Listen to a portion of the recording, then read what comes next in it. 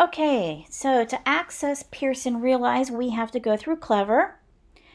When you go and enter into the Active Directory, you put in your student number and password.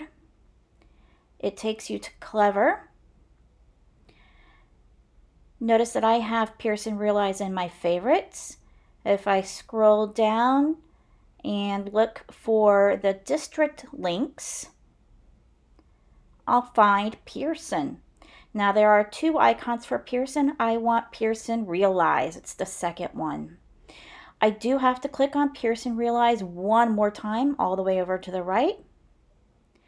When I do that, it shows me what class I'm in. Any assignments my teacher gave me is in red.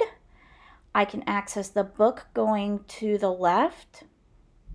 Now remember that your grades that appear in here are not what are official in EDSB. EDSB's official.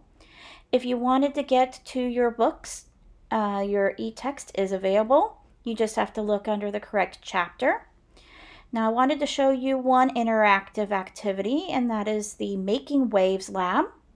And you'll notice that they give you the overview, and then they give you another tab with your learning outcomes. What are you supposed to learn from this? And then on the investigation tab, you can make that plunger work by clicking on the factors in the upper right corner.